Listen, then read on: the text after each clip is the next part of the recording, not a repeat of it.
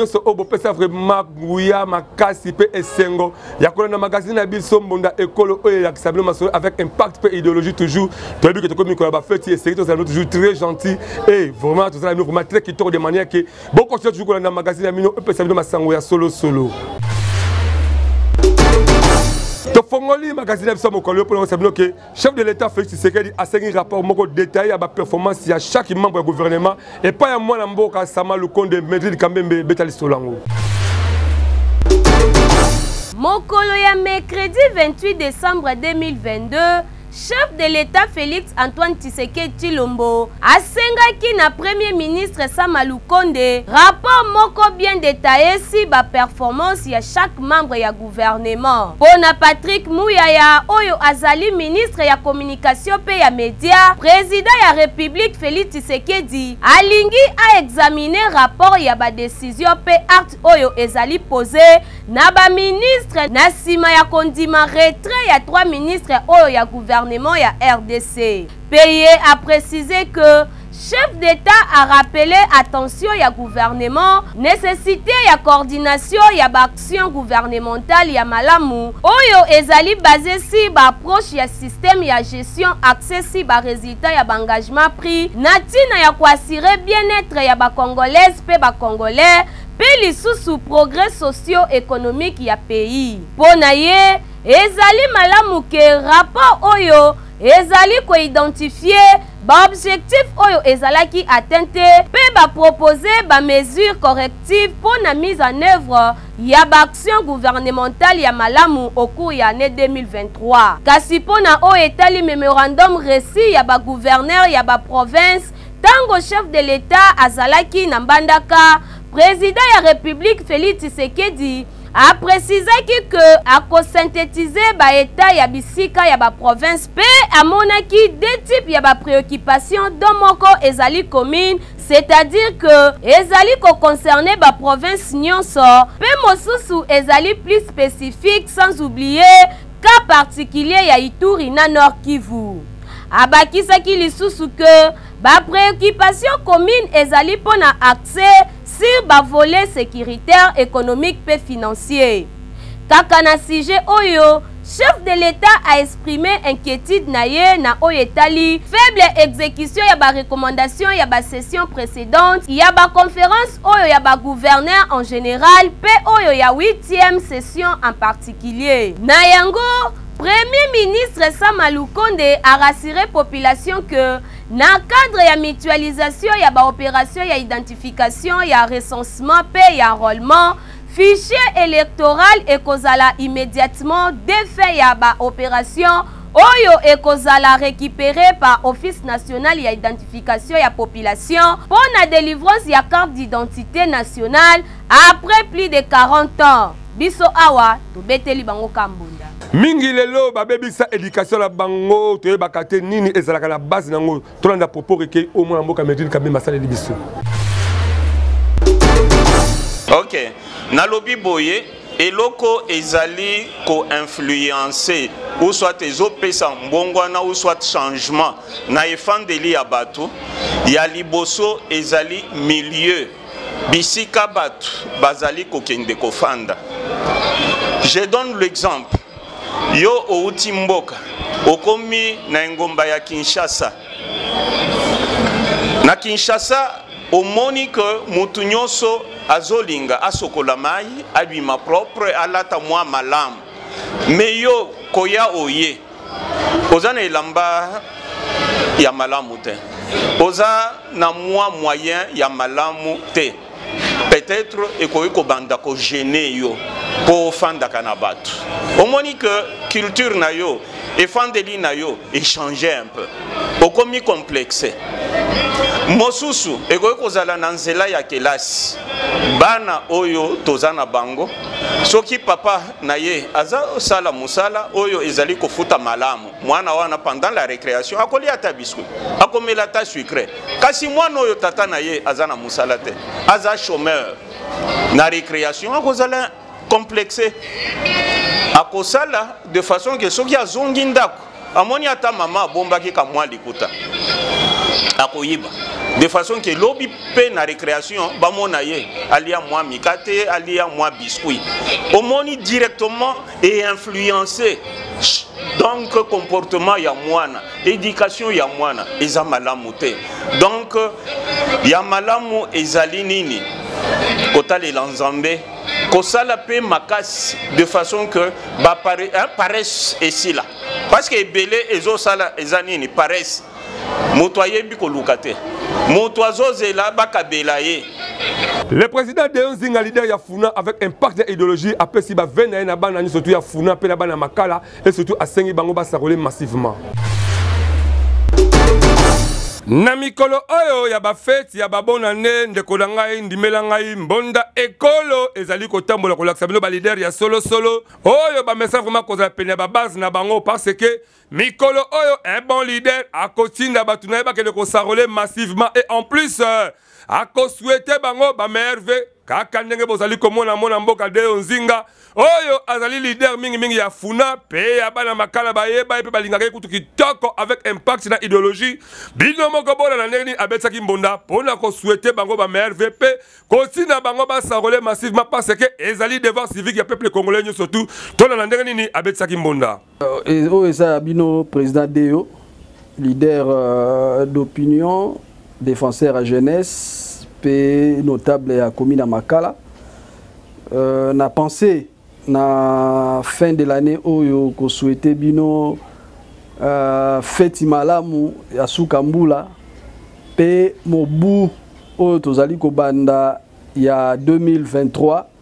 na tombeli bino vraiment ba meilleurs vœux de bonheur, de prospérité, de santé na mabota na bino mobimba na jeunesse mobimba ya commune Makala pe ya Funa vraiment malamu na mabota na bino pe na profiter na occasion oyo ya ba meilleurs vœux pona ko senga na bino ba jeune oyo bozali ko représenter plus de 70% de la population ya Congo tokende ko s'enrôler massivement bana nyonso ya Makala bana ya Funa to s'enrôler massivement pour te permettre oyo ezali bongo continuité ya démocratie ya mboka na biso oyo et s'exprimaka par la voie des élections pour na accession na pouvoir à tous les niveaux. Bonne fête de fin d'année, meilleurs vœux de nouvel an.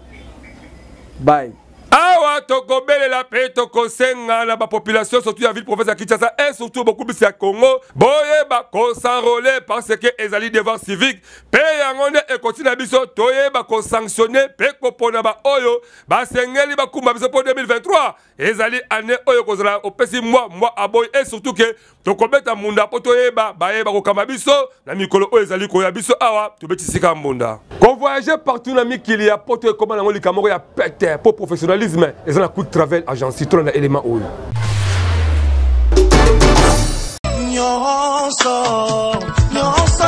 ndeko mwasi ndeko mobali mwana Congo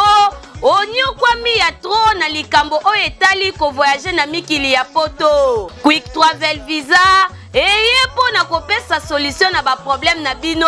po boleli mingi pe bonyokwami ya tro yo mutu olingi o voyager partout na mokili mobimba yaka na lombango awa na quick travel visa oyo ezali ko fonctionner na domaine ya assistance ya visa rapide bandeko na oyo etali visa d'études visa d'affaires visa de tourisme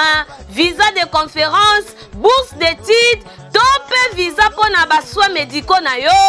adresse eza kaka moko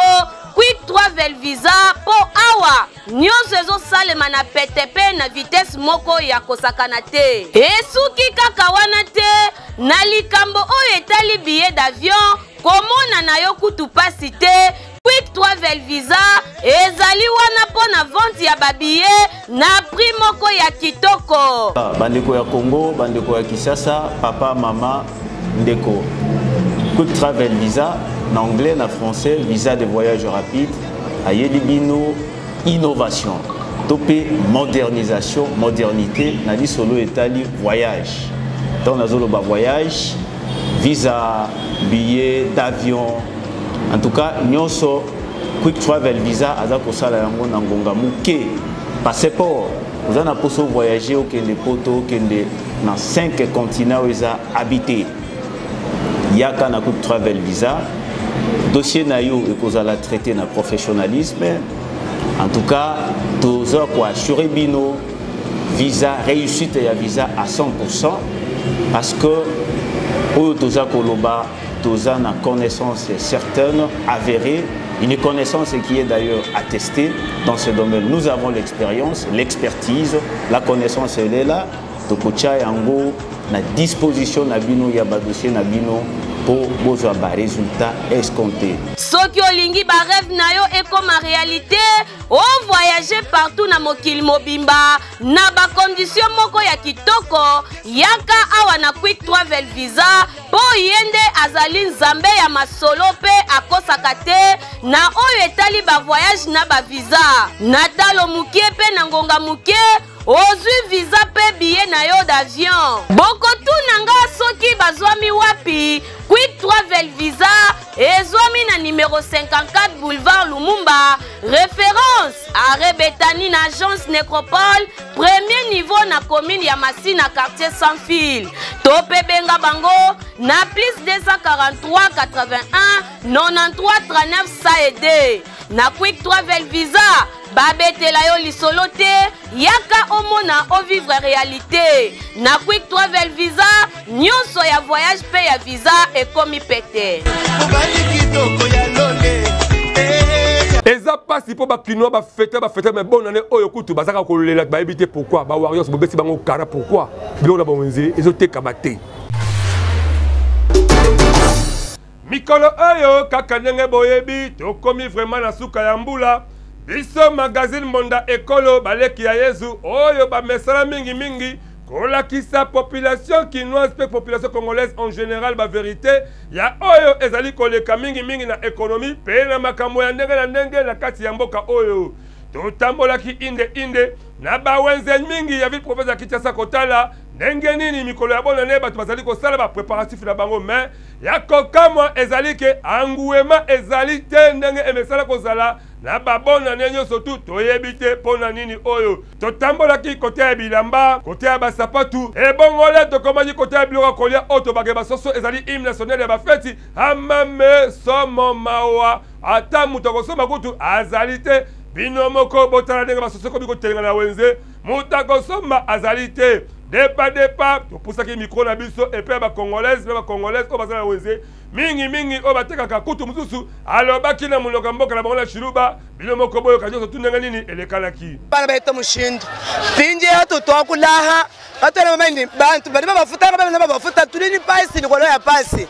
katona tuana to bintu betu tuana betu tula makutabuni beto kamba banje shama kuba mushinga ato tatuna tutera bila maka katona tuana to bela bule to bela mushinga no mutekete mwina katona tumana bila babu biko ababo tala bonne année lokola bonne année te tozo teka te banda tongo boroya bovandi lokwa mto yako lele bembe koteke zate bwana lokwa bwana te bela bilamba o toke leta bana biso na bandaku banda tozo teka te bilamba nde vandi biso na misa tala bato bazate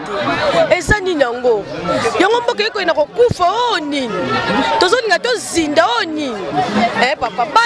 banda voma to banda koteka ti lelo voma lelo za lokola journée ya biso ya suka ya 2 jours bato bazate bafuta pe bato te papa ta mboka ngo awa toko interpeller ba warriors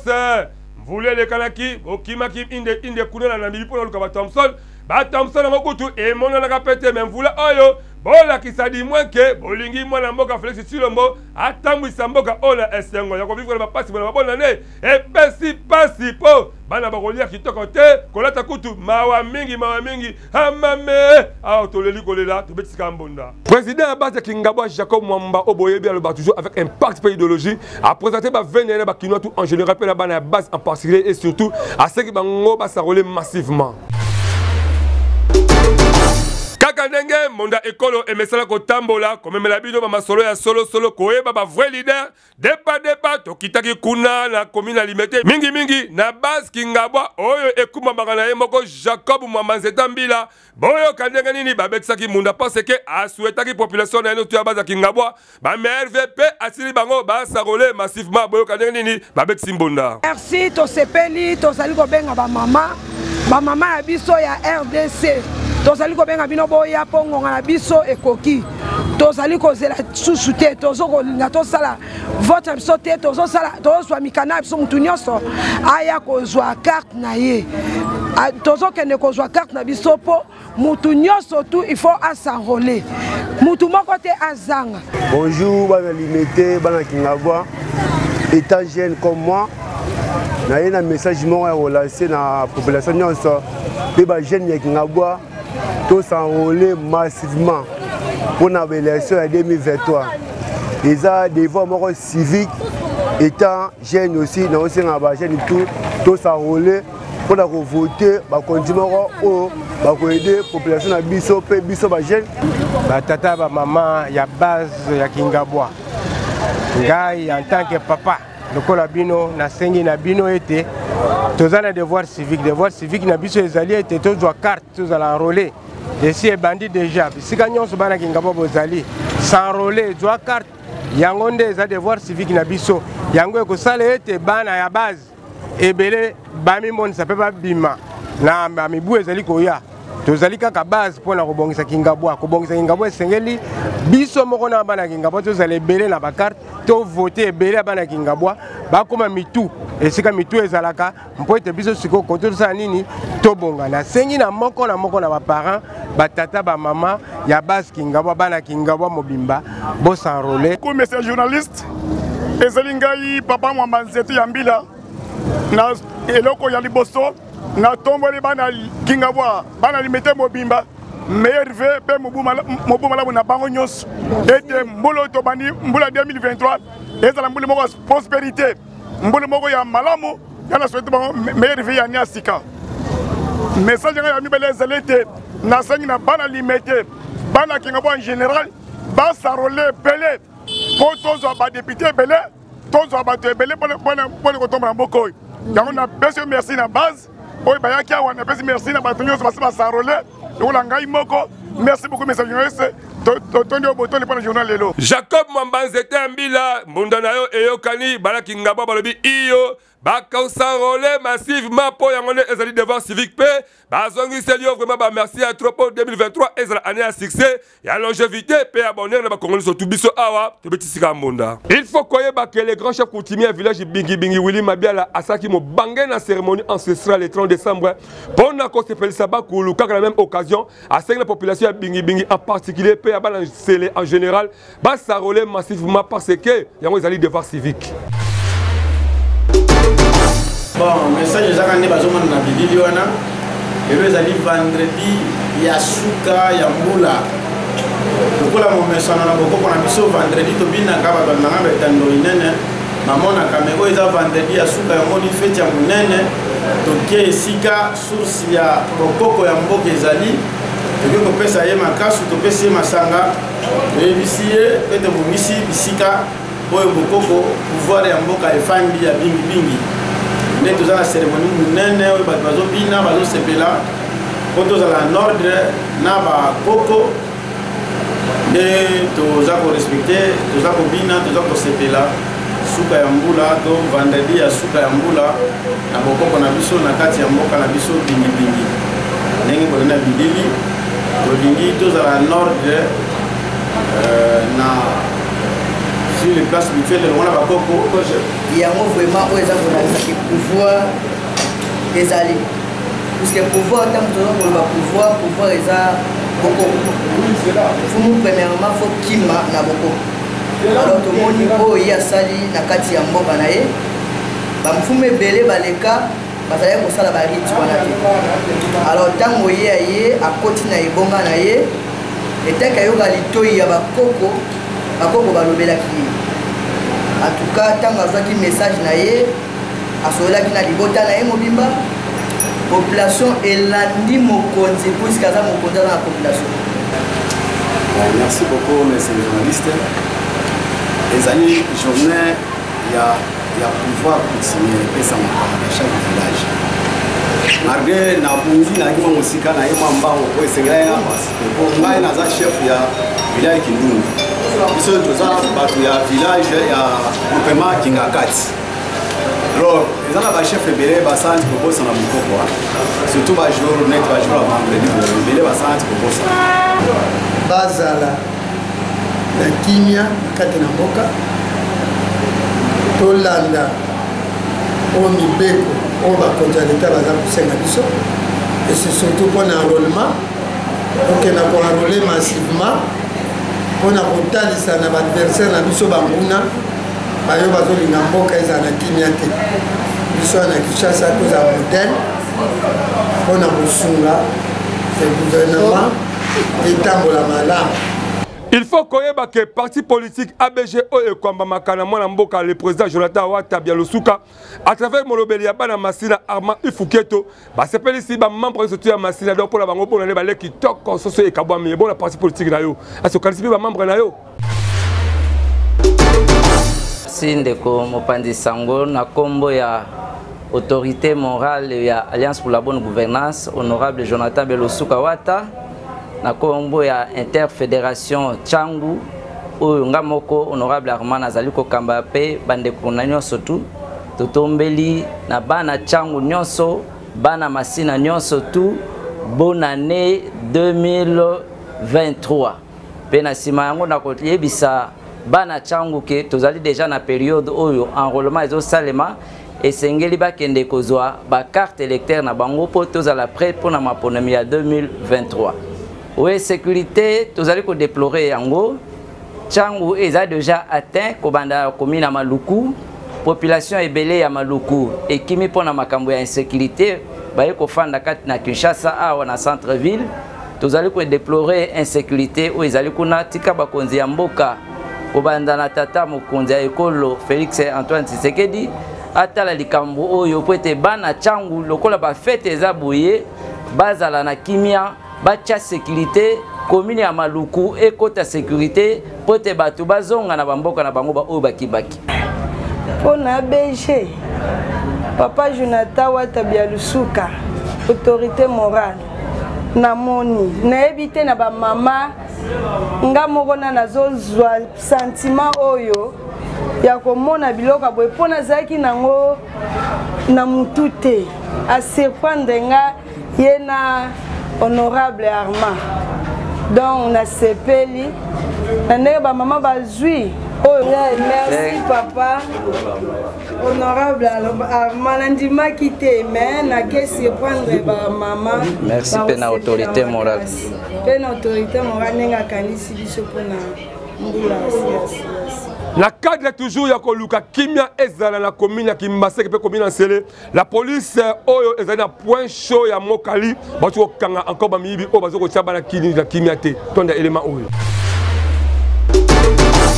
likambo ya insécurité papa maman ndimela ngai la police a telemisi maele malgré que bana oyo miyibi na bakulu na bakomi ko doubler maele bakomi ko lukandeli bako vivre na mbukolo oyo yango botala bana oyo bozali komona la police etie bango maboko likolo nini ya kimoyibi parce que bango nde bazali ko semer désordre na commune Masina pe na Kimbaseke mingi na boulevard Lumumba boka bino monde la police abetsa kimbonda na mitindo ya bakonzi numéro 1 ya district Tchangu Colonel Kangambila oya commissariat na biso Colonel Odiko batie biso awa pona kosala ko battre la population na ba bien na bango banda biso tokomi awa tozokende presque 1 mois mais na ngambo wana Masina wana en tout cas tozo vivre événement moko impossible tango biso tokovanda ozomona bango bayena ba machette bazokata ba mama bazozo bango basaki ba biloko mosusu mais net biso tozali tozali ba voisin ya ngambo wana tokotika eloko wana tokotolore eloko wana te tozolanda bango maintes fois pour vous dire prévenir yango ba pecho yemo commandant en place asali descendre na belema a récupérer bango na prévenir yango wana asili kolakisa yango deja yango tobelelaki na général Kasongo tobeke esika oyo atako bandeko ya jemi bakei esengeli ezala remplacer la police tane musala bango kitoko kobi komonana ebene pe kimia ezala esiko bandeko bafete na kimia biso awa tobesika mbonda rubrique oyo bakinwa ba diaspora ba mesala kolanda mingi pona nini boye tona element nini mwana mboka medli kameme na Wilfried Samba ba proposer les biso nazo yeba te bato nyoso toko voter bakosala eloko moko te bon biso tokolobela makamu mingi ya courant pourquoi courant etambola mabe pona nini boye pona nini boye pona nini boye yango wana nde kitoko bon mais pona nini babala Kishasa bakoma kosenga ba plasma biso tozokamwa pona nini mabala wana bazosenga ba plasma wana bon omoni ke lelo biso mabala toyebelaka yango makambo moko ya coutume mo bakosenga mwa machette bakosenga mwa banini biloko amarko wana makasu mais lelo bakoma na ba plasma wana ozomona ke lelo mabala ekomi mwa pasi po mobali muso akozala kapasité ya kosomba eloko wana te nde ozomona eloko ezopesa biso pasi na makambo wana na mboka na biso toa na vie sociale te mboka na biso nzala eza makasi parmi bapays nyonso mboka na biso nde esukisi na nzala papa amoni ke aza na eloko te amoni ke mwana nde bazobala epo asenga kaka baplasma wana asenga bataba asenga ngombe ekomala ngombe na velo na bwatu ata bino moko na bwatu ata bino moko de tout eza volonté ya Nzambe mais bato na Kisasa bakomi ko exagérer makambo mabala kosomba kosenga bangombe kosenga bataba tout ça mais il est important avantageux que famille wana bayokani eloko nyonso emonani libala eza célébrer c'est gloire à Dieu et zape malamu caricature ya lelo Jesse Jemba koko tiri beta mo lisolo toyoka yo likambo ya Kilbo Peto oyo ezali vision ya mwana mboka Félix Tshilombo Tshisekedi pe ezali kokumbama na Jantiningo Bilambaka elongo na babourgmestre na ona ville province ya Kinshasa ekoma kokamwisa batu neti kaka bolingo ya Kilbo Peto yango ezalaka nango te ya kokamwa honorable otobengaka honorable lelo ye moko depa ameki kobeta tour atala po mingi Kilbo Peto ekoma nango kotambwisa makala ba boulevard na ba ONG oyo bimaya ba ministre na ba député provinciaux nde bazwa ba responsabilité nango kokombaka ba boulevard to pe kolongola ba salité na boulevard nzinga mais ya pasi pe kokamwa honorable a retrouvé bakomaka boulevard na balongolaka ba salité oyo tondaka na ba caniveau yango honorable akamwe boyoka histoire nde eza kokende débouchage de caniveau kin propre ça va bien très bien awa honorable amondi bazolongola ba salité na ba caniveau esali kitoko apusa na depa atala boye ba salité oyo balongolaka ba caniveau basundoli yango kutu kolongola ezalaka nango te esika likolo makanda bongo yango honorable azokamwa lisusu mais après évacuation mobulu ezalaka te na misala tokomaka pe na suka honorable alobi ke balongoli basalite ba caniveau kitoko mais évacuation nango nde mobulu misala ekokoma na suka te depa honorable akei kote ba poubelle publique botala ndenge aza kokamwa pe ndenge aza komona poubelle publique idéologie ya solo na bakomini misusu asepeli na idéologie wana po abi ezali idéologie ya solo mais depa akamwe ya kokamwa boyoka honorable mais tala suka pas de suivi évacuation mawa tosunga kili propre ko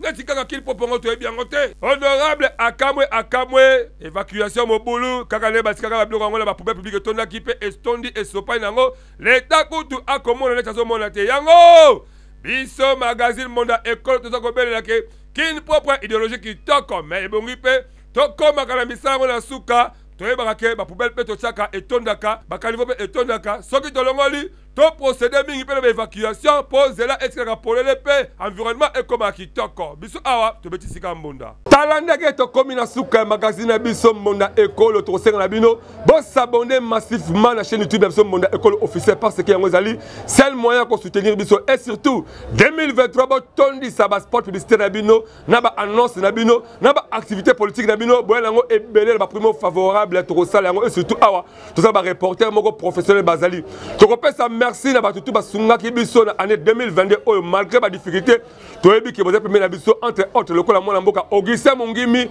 na ba chef coutumier mingi lokola ba papa Marc Olikibi ya village Kipoko et pourquoi pas ba bourgmestre ndenge na ndenge lokola Jacques Epia na Munze Télé Mukwanga na mama bourgmestre Nsele pe na ba bourgmestre lokola ba ndenge na ndenge tout toyebi mo totaka ba kombo parce que tant ezali mukema on surtout ayebi ki asungaki biso boyeba ke vraiment tozala bino de cœur et surtout et vraiment la kati mitema na biso kolo apambola biso 2023 ezala année ba bénédiction année comme ma kamandenge na kitoko et surtout ba bénédiction longévité ba plaisir ba sentiment ba bonne vie ezala bonne année na Medrine bonne année na Benjamin Kilunga bonne année na Wilfried oh le livre Wilfried Samba caméraman de guerre bonne année na bandeko ndenge na ndenge na bi qu'est-ce que vous êtes ba kobe ko bunga muke mais ngana bilo to kuta prochainement na magazine mususu to solo mingi vous êtes toujours branché parce que mon pépé oh 2023 bonda école avec impact pe na idéologie.